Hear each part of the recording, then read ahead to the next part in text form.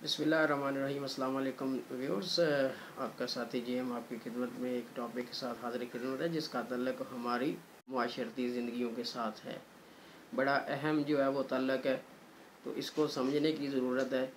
तो मैं इससे पहले जो है ना वो इंसानी हाजात जो मेरे ने बयान की थी, जिसको हिलगर ने 6 अनवानात के तहत मुरतब किया था, जिस पे हम 2 पे पहले जो है ना वो वीडियो बना चुका हूँ। तो अब तीसरा जो है ना वो इन हाजात के सिलसिले में उसकी तरफ जो है ना वो जा रहा हूँ। आपके सामने आज वो तीसरे टॉपिक को लेकर आया हूँ। तो उस टॉपिक का अनवान है इंसानी क़ुव्वत के इस्तेमाल, मज़ाहमत, झुकने के मतलब जो हाजात है।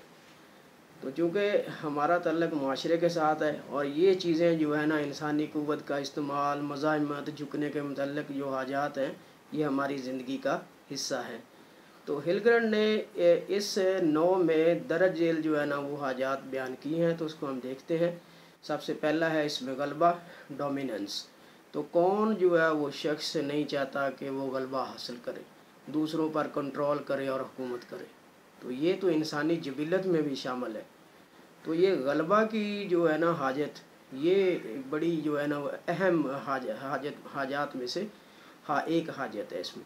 अब नेक्स्ट पे चले, अदब व एहतराम की बात करें। हर बंदा चाहता है कि दूसरे जो है ना वो उसके साथ अदब व एहतराम से पेश आएँ, उसकी तारीफ़ करें।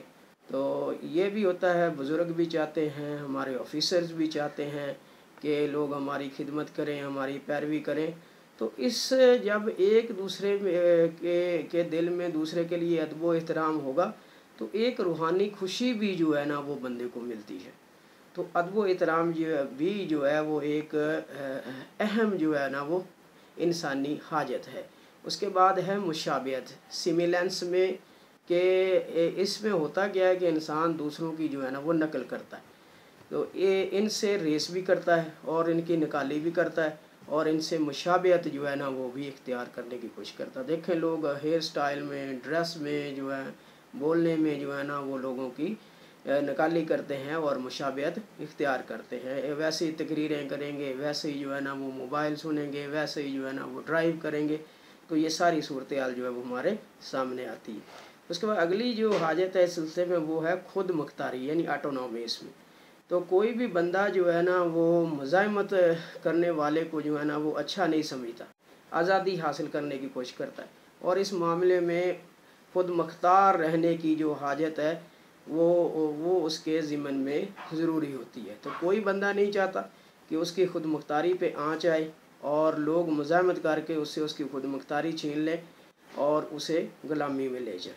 तो नेक्स्ट में इसमें देखेंगे हम कि तज़ाद, तो क्या जो तज़ाद है इंसानी ज़िंदगी के अंदर, इसके मतलब जो हिलगर ने कहा कि इस हाजत में फ़र्द हर काम में दूसरे की मुखालफत करता है, यानी बागी के रूप में हमारे पास जो है वो सामने आता है, क्योंकि वो अपनी जुदागाना हैसियत कायम रखना चाहता है।